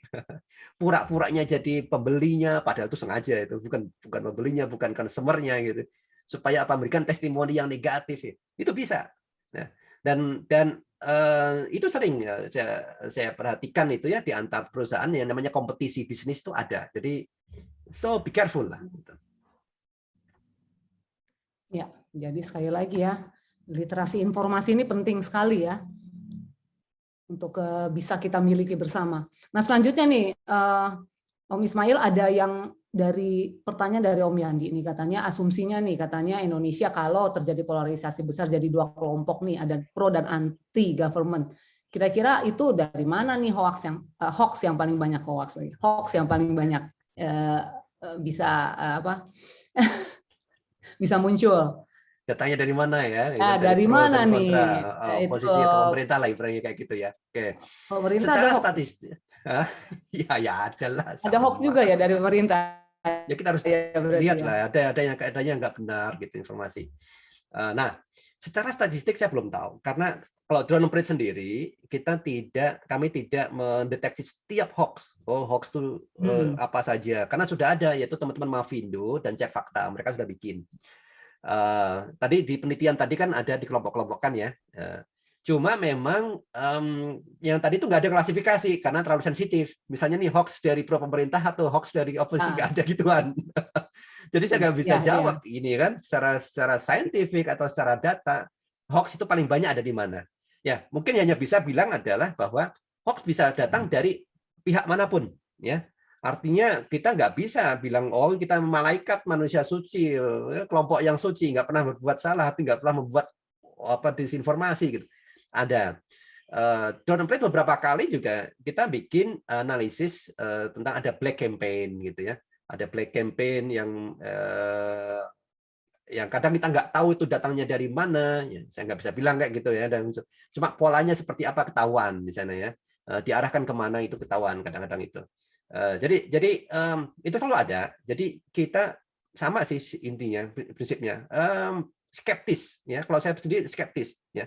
Apalagi kayak kemarin tuh baru tadi itu kemarin ya saya lupa itu nge-tweet. Ada 2 survei hari sebelumnya survei A memenangkan si A. Si nomor 1 misalnya gitu. Hari berikutnya survei B yang nomor 1 itu nomor 2 jadinya. Jadi sebagai contoh ini, nggak ada yang bisa dipercaya, susah dipercaya kan. Jadi makanya kita sekarang kalau dibilang itu hoax bukan ya, kita nggak tahu di hoax definisi, tapi manipulasi itu kadang-kadang juga ada. Jadi kita harus tahu sumbernya dari mana. Nah di dalam literasi informasi terkait dengan survei itu nomor 1 adalah siapa yang bikin survei, valid atau tidak. Dia kira-kira dibayar dari mana, yang bikin ini flow ya foundernya kira-kira pro-nya kemana nih, kira-kira seperti itu ada hubungannya itu. Meskipun dia berusaha untuk objektif juga ya, kemudian harus kita lihat metodologinya objektif atau tidak dan seterusnya. Dan makanya informasi pun juga sama dari pro pemerintah atau mungkin oposisi ya, kita lihat ada banyak sering misalnya dari pemerintah melakukan doxing juga ada kan ya, doxing informasi yang terkait dengan orang-orang yang dari luar di oposisi dibongkar. Oposisi juga sering bikin juga gitu, apalagi itu banyak sekali kan. Pak Jokowi PKI segala macam itu banyak. Saya bikin analisis nanti bisa dicek. Itu tapi konteksnya bukan pro pemerintah atau oposisi, tapi 0102 pada saat Pilpres kemarin. Jadi hoax yang menyerang Pak Jokowi dan hoax yang menyerang Pak Prabowo ya. Dan itu jenisnya apa, volumenya gimana, sebarannya gimana, ada semua di sana. Memang nggak totalnya berapa saya nggak tahu, tapi ada di dua-duanya ya. Dan asumsi saya begitu selesai pola yang sama masih dilakukan gitu. Jadi masih ada tuh hoax. Apakah prinsip hoax dilawan dengan hoax itu berlaku? Nah, ini. Mari kita sempat bikin ya judul ini presentasi kita ini sebetulnya melawan hoax dengan hoax gitu. Cuma saya takutnya jadi salah persepsi. Makanya gini. Jadi gini maksudnya. Lawan hoax dengan hoax itu gini. Saya dan teman-teman ya, itu ada teman-teman anti hoax di Indonesia, multi hoax buster Indonesia lah itu dari berbagai macam pihak itu ya, dari civil society, dari government, kemudian dari kementerian dan lembaga, kita kumpul semua lah, kita sejajar di sana, kita saling share informasi dan kita evaluasi kenapa hoax masih nyebar terus dan kemudian kok makin susah dan makin katanya banyak orang yang makin nggak percaya, yang nggak percaya dengan vaksin juga seolah meningkat, seolah kayak gitu kan sering kita temuin misalnya gitu. Nah, kadang kita evaluasi gini, kita ada hoax, kita debunk ya. Teman-teman debunkingnya ditaruh di database Cek Fakta. Itu sangat membantu. Saya bilang tadi kan di akhir, kalau ada hoax kita bisa cek, masuk di Cek Fakta, cari aja di sana. Mungkin sudah ada hoax yang pernah di debunk. Tapi pertanyaannya adalah siapa yang mau membuka situs Cek Fakta, kemudian mau search, kemudian mau mencari informasi? Siapa? Pasti kan orang-orang yang benar-benar sadar tentang hoax, kan? Sadar nggak mau ditipu. Tetapi buat mereka yang sudah percaya dengan teori konspirasi, sudah termakan dengan teori konspirasi, kadang juga kontra, nggak percaya dengan tim cek fakta misalnya, oh ini bikinan pemerintah semua, misalnya. Padahal nggak juga, itu dua-duanya juga ditimbang di sana ya. Nggak akan dia membuka situs itu, ya kan? Jadi cek fakta itu akhirnya nggak menyebar di kalangan mereka yang sudah terlanjur percaya banget. Seperti saya lihatin video yang diterima bapak saya tadi, ketika saya lihat saya dipercaya itu. Anti pemerintah, anti kekuasaan, anti kekuatan global gitu kan. Nah, kemudian muncul ide kita, gimana caranya ya untuk membuat debunking hoax itu akhirnya masuk ke kalangan teman-teman yang sudah terpercaya tadi. Yaitu kita gunakan cara yang sama mereka yang bikin hoax. Mereka yang bikin hoax itu gimana? Pakai video. Videonya kan yang disentuh apa? Bukan logika. Video itu kebanyakan di situ adalah perasaan dulu. Yes, Perasaan, ya, iman, Islam, orang Islam ya. Oh, kamu nggak beriman, kamu kurang Islam, kamu terlalu percaya kepada vaksin. Ini apa itu? Itu melawan akidah. Wah, gitu kan orang kalau dikatakan kayak gitu dan keder duluan kan. Wah, saya masuk neraka nanti gitu. Jadi nggak disentuh otaknya, logikanya. Jadi situ ada perasaan. Jadi hal yang sama coba mungkin kita lakukan. Kita tahu oh arahnya ke sana, coba kita sentuh perasaannya gitu. Menggunakan cara yang sama, hoax dibikin yaitu sentuh perasaan, baru kemudian logika ya. Data-data yang benar. Sentuh perasaannya dulu. Gimana caranya? Itu menjadi susah. Saya dan tim Drone Emprit lagi bikin, tapi agak nggak gampang bikinnya. Bikin hoax jauh lebih gampang, bikin teori konspirasi jauh lebih gampang. Tapi bikinnya versi debunkingnya itu dalam bentuk video susahnya minta ampun. Challenging ya. Jadinya malah nggak menarik gitunya, karena terlalu logis. Ya, betul. Nggak menarik, orang nggak share. Kira-kira Tapi yang gitu tadi, ya betul, yang tadi Fahmi share itu betul sekali, itu yang disentuh dulu emosionalnya, karena itu yang saya alami sendiri, juga teman dekat saya, seorang senior, dia setelah melihat videonya Dr. Louis, dia meyakini bahwa, oh adik saya itu kemarin meninggal bukan karena COVID, tapi karena salah obat. Dan bisa telepon saya untuk menyatakan itu, merevisi berita bahwa ya itu karena informasi dari Dr. Louis seperti itu. Jadi saya meyakini itu gitu loh. Ya, jadi yang itu ya yang nah itu karena kena ke emosi mungkin sisi emosionalnya kena dulu nih gitu loh. Ya. Nah, oke, selanjutnya mungkin ada pertanyaan lagi nih. Kira-kira ada kasus yang spesifik nggak sih di Indonesia seperti yang Joseph Mercola tadi yang menyebar hoax itu untuk hard selling produk milik dia pribadi, mungkin banyak juga ya. Ada pertanyaan kalau seperti itu. Ya, sebetulnya teman-teman perhatikan aja deh sekarang ya. Itu saya nggak berani nuduh ya. Kalau kalian kontak ini kan nggak berani nuduh. Ini takutnya kayak Dr. Lee nanti. Ya. Jadi fakta itu ada ya. Yakin deh. Coba lihat ya. Yang jualan produk-produk ya. Pertama lihat dulu gini. Lihat dulu gini caranya ya. Oke, ini orang anti obat. Oke, ini orang anti vaksin. Oke, itu pertama dulu. Sekarang lihat motifnya. Dia ada nggak kira-kira jualan tertentu? Dia kemudian saran dia apa gitu? Ya mungkin ada. Oh pakai ini aja akupunktur. Oh pakai ini. Oh ini alamatnya. Oh ini daftarnya. Oh, nah berarti kan ada. Jadi jangan ke sana, tapi ke sini kan gitu. Oh pakai obat ini, pakai ini segala macam, minyak ini, oil ini, bla bla segala macam misalnya. Oh berarti dia jualan itu. Nah memang benar. Kadang-kadang ini ada manfaatnya ya kan, vitamin tertentu, herbal tertentu ada manfaatnya. Tapi kalau kemudian dibilang jangan ke dokter, nanti kasih obat, gunakan ini saja ya. Nah, ini kan berbahaya. Membahayakan. Jadi orang akhirnya tidak mau ke dokter, tidak mau ke rumah sakit, atau di-COVID-kan. Ya, beloknya akhirnya ke herbal, ke yang lain-lain, ini yang berbahaya gitu. Ya, harusnya kan silakan bilang, oh ya COVID ada dan seterusnya, silakan ke dokter dan seterusnya. Nah, kalau mau tambahan menaikkan imun, silakan pakai herbal ini misalnya. Itu sih nggak apa-apa kan? Vitamin ini, obat ini untuk naikin imun saja, it's okay. Tapi kalau kemudian anti ini, anti itu, anti obat, kemudian nggak ada COVID, nggak mau divaksin, dibiloin, apa bedanya dengan Mercola tadi kan? Jadi mungkin banyak Mercola kecil di Indonesia, di sekitar kita. Silakan perhatikan aja. Saya kira Itu gunakan saja ya contoh Mercola tadi. Ini sebenarnya clue aja sebetulnya. Ini kalau tadi saya mau cari contoh Indonesia tuh nggak enak gitu nanti. Tapi silakan aja dipakai lah. Ternyata ada yang Tapi tanya. logik, ya. Ya. Nah, ini juga ada yang nanya nih, Don Emprit itu bisa nggak melacak pembuat hoax yang pertama kali itu siapa gitu? Bisa nggak kelacak sampai situ ya? Ya.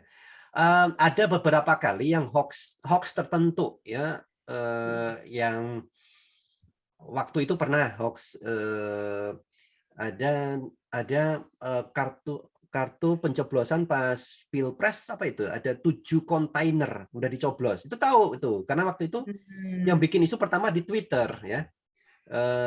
Media sosial itu kadang nggak gampang. Facebook itu susah sekali ya kita meng-crawling data sampai pemula itu kadang susah karena dia nggak nyediain API ya banyak ditutupin. Instagram apalagi ya makin susah ya. Terus kemudian kalau di Twitter bisa kita runut itu dari awal siapa yang bikin ada. Nah itu beberapa kali kita pernah lakukan itu.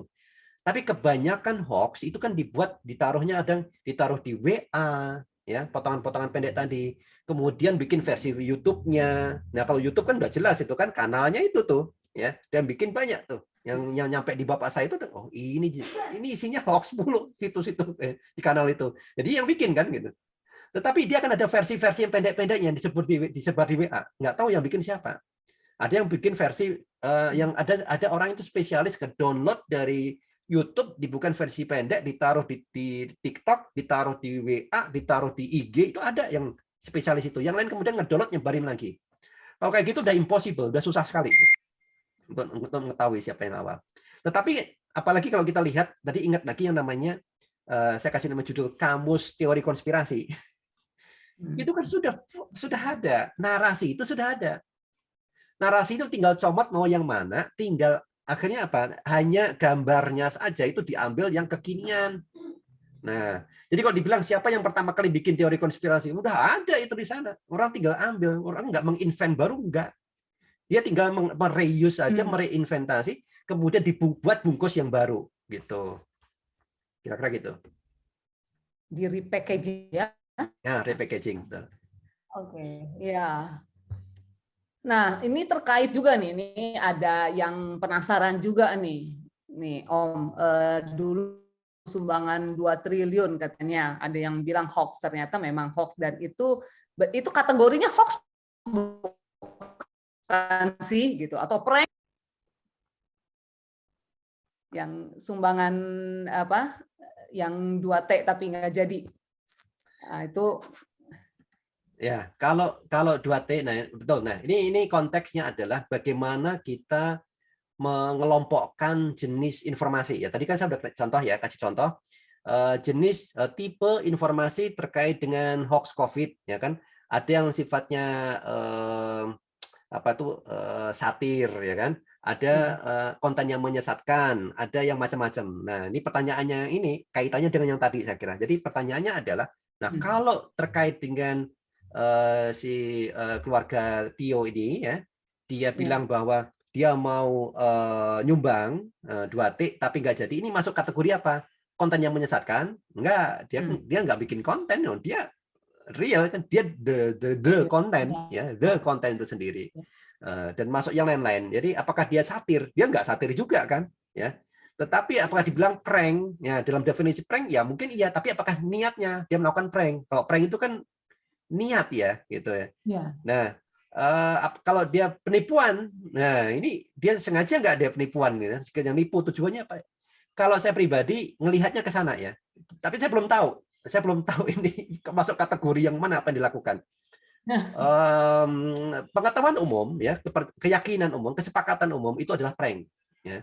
Jadi karena ya bohong aja gitu ya, bikin ngeprank lah tipu-tipu kan gitu ya. Ini kesepakatan umum saja. Tetapi kan sebetulnya harus ada intention ya. Kalau kita mau prank itu ada intention.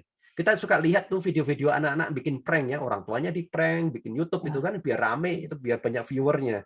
Nah, tapi kan niat ya, dia niat melakukan prank situ. Tapi jadi agak susah mendefinisikan ini, mengelompokkan kemana nih. Tapi itu ada ini ya, kalau seperti itu juga ada hukumnya mungkin ya. Nah, ya kalau itu sih Kaitannya kan dengan hukum ya. Saya bukan orang hukum, jadi saya nggak bicara dalam konteks itu, nggak bisa. Oke. Nah, ini juga tentang anti vaksin yang tadi dibahas, sempat dibahas nih. Katanya ini ada yang bertanya nih, apakah kaum anti vaksin itu muncul karena adanya rasa iri terhadap monopoli penjualan oleh perusahaan-perusahaan yang memproduksi vaksin resmi? Oke, motif ya, kita bicara tentang motif berarti kan. Nah, kenapa munculnya anti-vax? Anti-vax itu udah lama adanya ya. Sejak zaman dulu pun sudah ada anti-vaksin. Sebelum ada zaman internet sudah ada anti-vaksin itu. Sebelum ada media sosial yang ramai, saya ingat banget itu waktu di Belanda. Di Belanda kan belum tahun berapa itu 2000-an ya, tahun 2000-an Facebook dan kawan-kawan kan belum tahu rame. Anti-vax mereka aktifnya di mailing list, di mailing list. Jadi sampai ada gerakan Gesamun, gerakan sadar imunisasi. Saya tahu kan, saya dokter yang ikutan di situ. Jadi ada upaya ini kan berarti kan gerakan pro vaksin ya. Di mailing list grup yang pro vaksin. Kemudian melawan ada di sana soalnya yang anti vaksin ada. Jadi sudah ada lama. Kalau dibilang mereka apakah karena iri terhadap perusahaan obat, kalau itu berarti kan motifnya adalah lebih motif ekonomi kan, motif ekonomi ya. Sementara kalau dari Dr. Lewis tadi ceritainnya, Dr. Lewis itu bilang bahwa vaksin itu mengandung logam berat, which is mercury gitu ya, dan kemudian itu bisa menjadi racun. Ini salah satu narasi yang umum di kalangan anti-vax. Kalau ini bukan, itu dia lebih ke kesehatan. Dia alasan, saya sering ngobrol itu teman-teman yang mungkin anti-vax juga itu di Twitter. Dia bilang, Om, kita itu lebih hati-hati sebenarnya. Dia nggak mau dibilang anti-vax. Kita hati-hati dengan kesehatan kita, gitu. Kita harus hati dengan barang yang masuk dalam tubuh kita. Dia nggak bilang anti-vax, tapi lebih hati-hati. Alasannya gitu. Jadi kalau dalam konteks tadi macam-macam. Jadi anti-vax muncul motifnya beragam, ya. Nah, kalau yang tadi si Mercola, kalau dia motifnya ekonomi, nah ini cocok mungkin. Yes. Ya, dia mau bisnis ekonomi, maka dibuatlah satu buku panduan kelompok sampai cult. Jadi kayak cult itu apa sih ya? Kelompok secret cult ya. Cult yang anti-vax. Jadi orang akhirnya percaya sama dia, akhirnya beli produk dia. Kalau ini lebih ekonomi tadi, ya.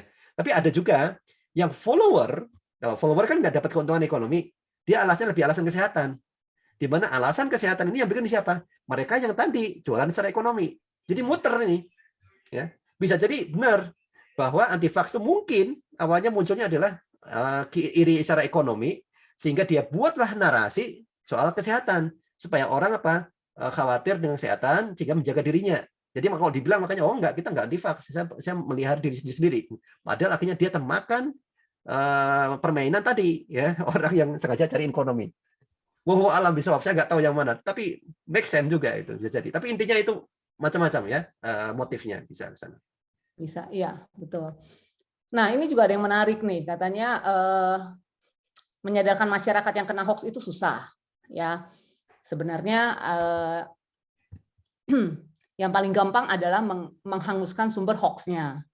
Tapi kok kayaknya susah sekali nih mendelete akun-akun penyebar hoax.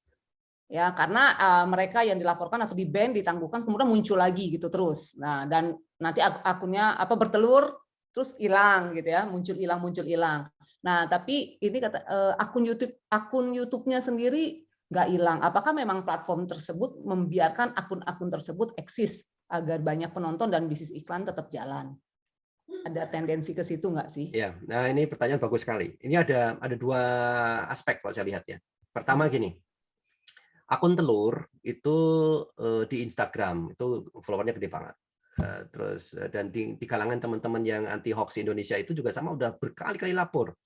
Kominfo juga sudah lapor entah 6 kali segala macam, itu nggak digubris sama si Instagram itu. Sampai akhirnya entah beberapa kali itu dilaporkan lagi, akhirnya di take down di sana ya, di take down. Karena kita udah bilang, teman-teman yang di komunitas bilang, kita capek harus mendibang apa yang konspirasi yang dibuat oleh akun telur itu. Enak aja mereka setiap hari bikin hoax. Kita harus mendibang, nggak bisa sembarangan, harus menggunakan data, fakta. Sementara mereka tinggal nge-tweet aja 2 kalimat, 1 kalimat, yang isinya apa di kayak gede kayak gitu ya di Instagram udah banyak orang percaya gitu. Nah, akhirnya apa mikirnya? Jadi kalau pada kayak gini kayak kita kerjanya nggak beres-beres nggak selesai, ya harusnya udah jelas dia bikin hoax itu akunnya yang di take down. Baru kemudian yang Instagram mau men-take down, ya itu baru take down. Itu pun lama prosesnya. Nah sekarang bagaimana dengan Telegram? Telegram itu susah sekali, ya. Telegram benar-benar atas kebebasan berekspresi. Dan ketika apalagi kalau misalnya yang menyampaikan akun telur itu ada tuh Telegramnya, gede banget, ya. Ketika di Instagram sudah di take down, di Telegram ada followernya gede sekali. Dan ketika dilaporkan misalnya di pemerintah, takutnya si ini bilang jangan-jangan ini masalah politik. Gitu. Kalau masalah politik kita nggak mau ikut-ikutan. Jadi terserah mau bisa jadi itu ekspresi anti politiknya bisa jadi. Nah kalau urusan politik dia nggak mau ikut-ikutan si Telegram nih. Gitu. Mau kasih alasan apa segala macam agak susah. Ya.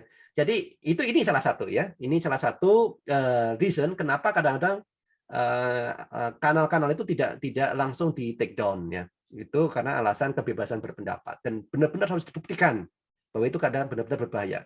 Yang kedua, alasan yang tadi ada sosial dilema. Jadi ini kalau di film sosial dilema itu kan ada film dokumenter itu di Netflix itu ada, silakan nonton itu.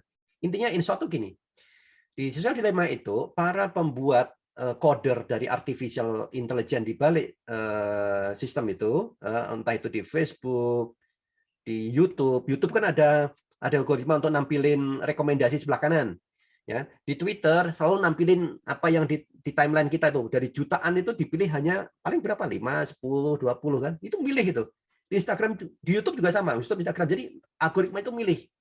Kalau yang kita lihat tuh nggak relevan dengan kita, ya kita akan pergi kan. Oh malesin ini Twitter, nggak asik nih isinya. IG kalau isinya nggak nyambung dengan apa yang saya sukai. Jadi ada namanya personalisasi. Nah personalisasi ini karakter kita ternyata mirip dengan karakter orang yang lain.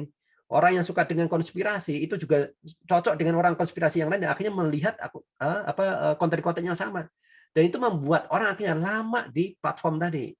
Dengan adanya konspirasi itu ternyata konten-konten yang konspirasi itu paling disukai, paling mudah viral. Jadi secara ekonomi paling menguntungkan dibandingkan dengan berita lurus.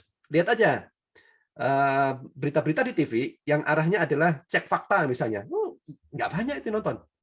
Tapi kalau berita di TV kayak tadi saya lihatin contoh bahaya vaksin COVID, guru Susan lumpuh, nonton banyak sekali. Nah, tapi begitu ini apa itu ada di TV yang sama ya, dia bikin cek fakta minggu ini nonton paling cuma 5.000 kecil gitu. Jadi merugikan juga buat platform. Jadi memang ada faktor yang itu yang kita khawatirkan ya. Jadi kalau tidak ada yang lapor, nggak ada yang protes, nggak ada yang ini, ya mungkin dibiarkan saja. Gitu. Jadi ada dua hal tadi itu ya yang kita perlu perhatiin. Iya betul ya. Ini menarik banget nih pembahasan malam hari ini, Om Ismail. Kalau lihat di chatnya juga jadi seru nih. Ya buat teman-teman yang di chat, mungkin kalau mau bertanya boleh. Kalau opini kita dengarkan dari narasumber kita langsung ya. Jadi kita silakan pergunakan chat room ini bertanya ke narita yang luar saya dengan SNA-nya nih ya, Social Network Analysis-nya banget deh sama Om Ismail Fahmi ini. Ya, oke. Nah, ini juga ada yang menarik nih. Jadi yang saya baca di chat yang pertanyaan aja ya. Oke, yang gimana sih Om Fahmi pendapatnya tentang Jerings yang akhirnya divaksin juga ya? Ya. Itu ada, kalau menurut saya sih itu ada dua hal ya. Pertama, kita harus syukurin ya, karena apa? Follower dia banyak. Ya. Bagaimanapun dia banyak pendukungnya dan ini bisa mudah-mudahan akhirnya menjadi contoh buat follower-follower yang nggak mau dengar itu, yang bahwa vaksin ini penting dan seterusnya, yang dengerin dari jaring dan teori konspirasi di belakangnya, akhirnya mudah-mudahan mereka mulai percaya. Mudah-mudahan sebagian dari mereka kemudian mau ikut gerbongnya jaring, ya, mau divaksin. Kenapa? Oke, memang kenyataan sekarang jumlah vaksin masih terbatas. Ya, banyak orang ngantri mau divaksin. Tetapi jangan salah, banyak orang yang tidak mau divaksin. Banyak sekali. Ya. Ada ada apa saya bilang, saya ada tukang lah misalnya gitu kan dari Garut gitu ya, 20 gitu. Ada vaksin di situ free, kebetulan di Jakarta. Disuruh vaksin nggak mau. Kenapa? Pokoknya mending saya pulang aja Pak. Kalau harus divaksin. Kenapa? Karena wakil bupatinya pas divaksin mau nunjukin sakit habis itu. Jadi rumor luar biasa di sana. Kalau divaksin jadi sakit. Dan orang-orang ini nggak bisa klarifikasi lagi. Ya, mereka nggak akan nyari cross check, dicek fakta dan enggak. Kerjaannya kan di bangunan dan seterusnya kan banyak orang-orang yang ini sibuk ya.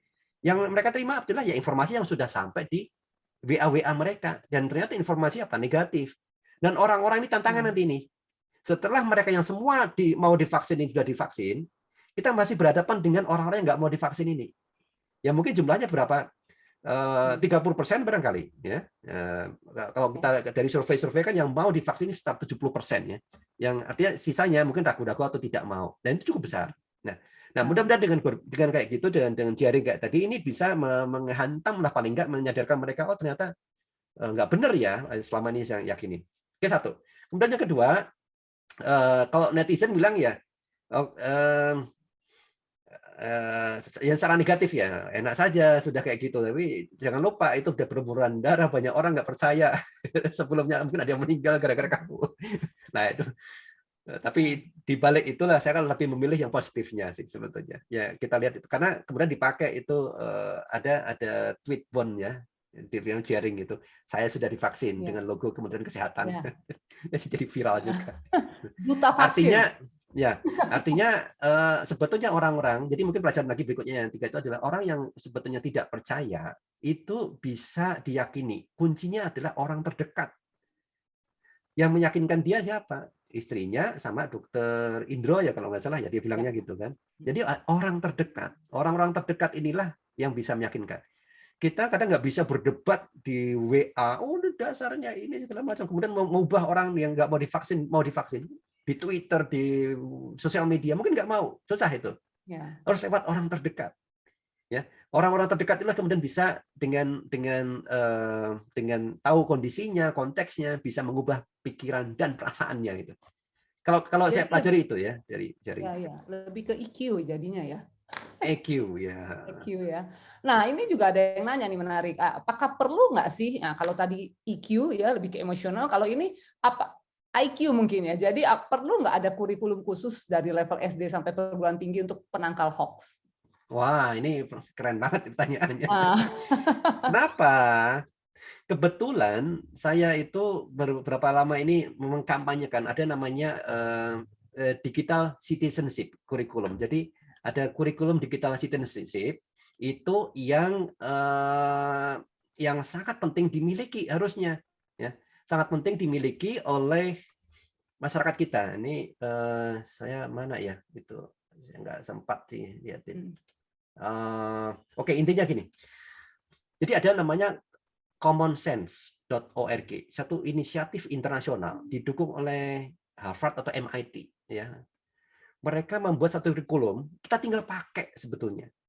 Di mana ada namanya digital question. Ya, digital question itu aspeknya ada 3, yaitu digital citizenship, kemudian digital creativity, dan yang ketiga digital competitiveness. Digital citizenship itu kita bisa menggunakan internet, dunia digital. Citizen kita bisa menggunakan.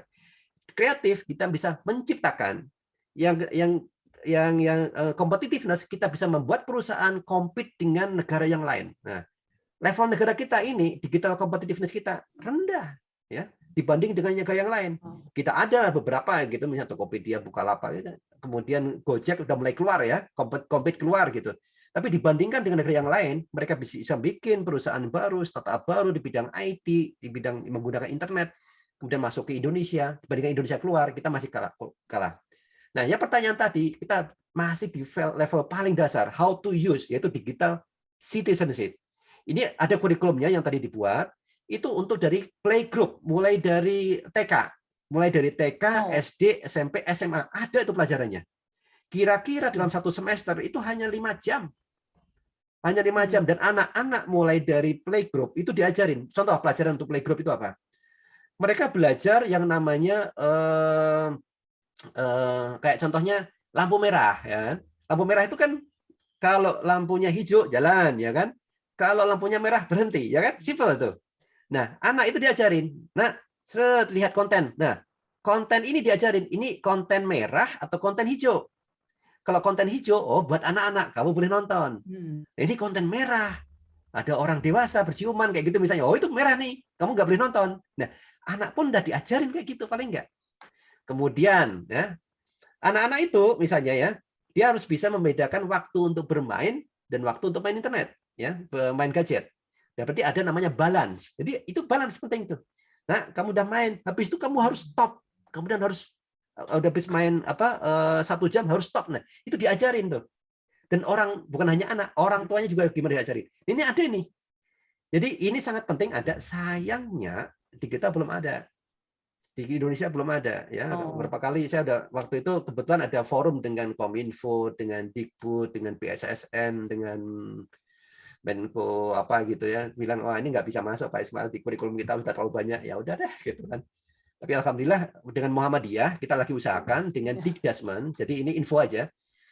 Mudah-mudahan ini terbentuk di Muhammadiyah itu kita mulai dengan eksperimen ya, eksperimen dengan SMK dulu. Tapi saya nggak bisa banyak cerita, nanti mudah-mudahan kalau udah jadi aja kita ceritain.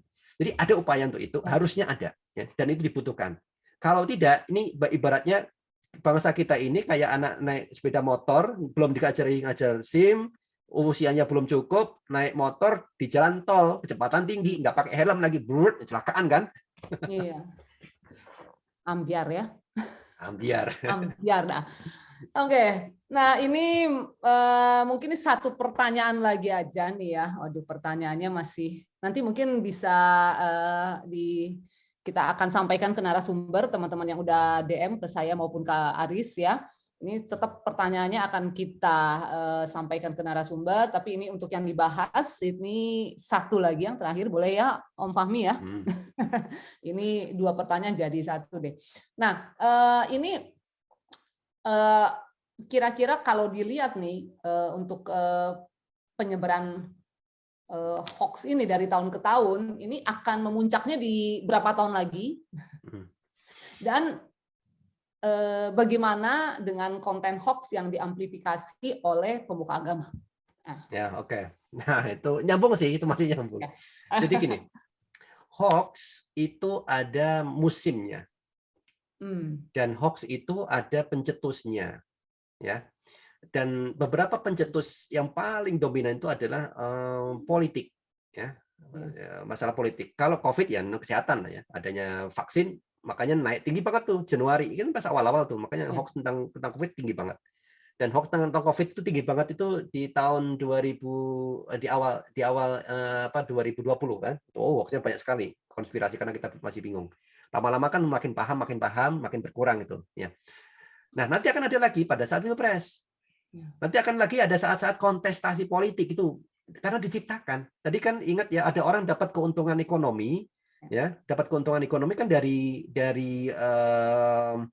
pesanan politik, ya. Ada yang dari AdSense, ya. Ada yang tadi saya baca lagi di komentar itu beberapa mereka yang di video itu lebih ke post-truth, mereka nggak ada niatan ekonomi. Ya sebagian mungkin nggak niatan ekonomi, ya sebagian tadi kalau dilihat itu ada keuntungan besar itu yang soalnya misalnya kayak hoaxnya Ustadz Adi Dayat tadi kan bikin banyak itu yang bikin kelihatan itu dibikin di berita yang lain dia menghasilkan banyak sekali uang gitu ya dari bikin channel-channel kayak gitu. Nah dari keuntungan yang lain, nah dari politik tadi dia dapat keuntungan double jadinya kan dari fee politik kemudian juga dari berita-berita yang dia kunjungin dia akhirnya mendapatkan AdSense ya. Itu juga lumayan kalau tinggi itu. Biasanya di situ. Dan ada saat-saat apalagi misalnya hari-hari besar nasional misalnya G30 SPKI kayak gitu. Itu kan urusan PKI. Oh, SPKI naik lagi. Atau hari-hari gini. Jadi ada saat-saat ya kita bisa indikasikan lah kira-kira kapan akan muncul dan hoax yang lama itu akan direpackage lagi. Cinta lama bersemi kembali, hoax lama muncul lagi, ya bisa kayak gitu. Jadi kita muter-muter aja di situ. Narasi dari anti-vax yang kayak di Dr. Louis itu udah bertahun-tahun yang lalu udah kayak gitu juga. Nah, sekarang di-repackage lagi dalam konteks COVID-19. Terus kemudian ya satu lagi untuk pemuta agama ya. Nah, ini masalah besar. Ini terus terang ya. Kalau saya sendiri juga saya MUI ya, saya di MUI dari Infocom. Saya dari wakil ketua Infocom di sana. Ceritanya gini, berapa bulan yang lalu itu MUI lagi ada tour ya di seluruh Indonesia untuk mensosialisasikan fatwa ya untuk kaitan dengan COVID ya, penanggulangan COVID berbasis fatwa. Karena apa? Karena memang kita rasakan para pemuka agama itu butuh penjelasan agama kadang gitu ya, untuk kemudian menjelaskan kepada umatnya, dan itu jauh lebih besar. Nah, waktu itu saya kebagian di Riau di situ. Nah, itu menariknya adalah saya diceritain itu ada vaksinasi udah di pool itu di gor ya gitu ya, di gelanggang olahraga.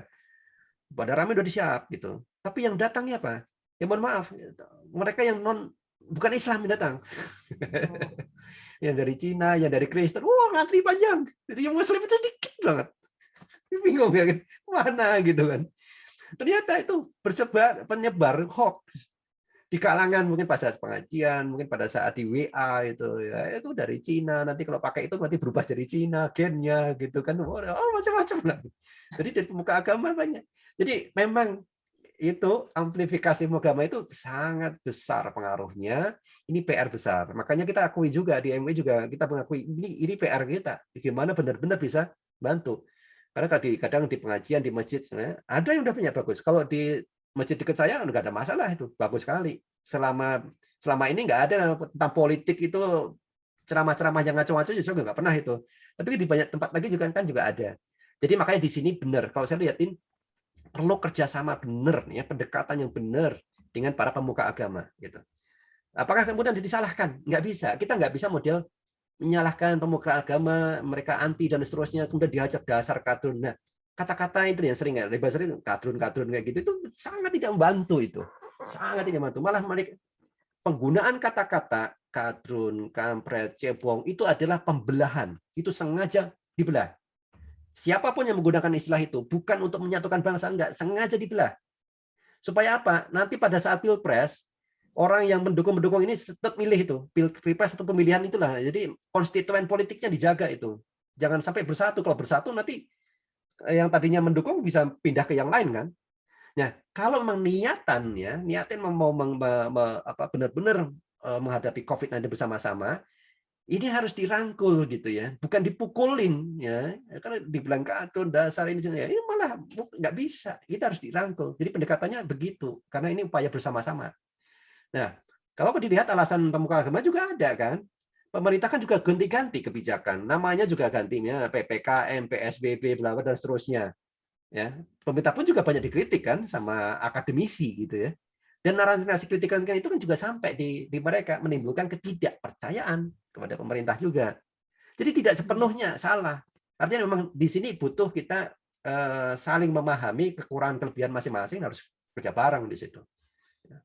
Saya kira demikian ini tantangan ke depan untuk sisa-sisa yang mereka sudah divaksin, ini masih ada yang belum. Nah, kayaknya lumayan itu tantangannya untuk membuat orang mau divaksin. Iya, betul ya, challenging. Oke. Ya, terima kasih Om Fahmi nih buat paparannya ya. Luar biasa, keren banget, banyak yang kita dapatkan pada malam hari ini ya.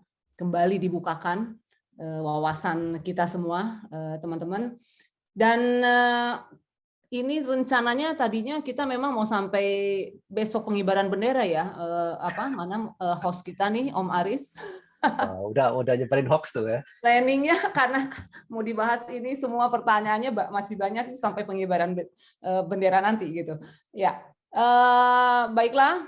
Sekali lagi terima kasih buat narasumber kita pada malam hari ini ya, Om Ismail Fahmi PhD, luar biasa, paparannya keren banget ya. Mengalahkan berita Messi yang pindah ke PSG ya minggu ini ya, Om Aris ya. Ininya ya, trending topiknya kalau di 92 nih. Ya. Oke, sekali lagi terima kasih. Saya kembalikan kepada Pak host kita pada malam hari ini, Bapak Aristian. Oke, terima kasih Ibu Jen. Kok TikToknya nggak keluar malam ini? Nah, Tanya sama Inces IP, Oke. dan Budirtek. para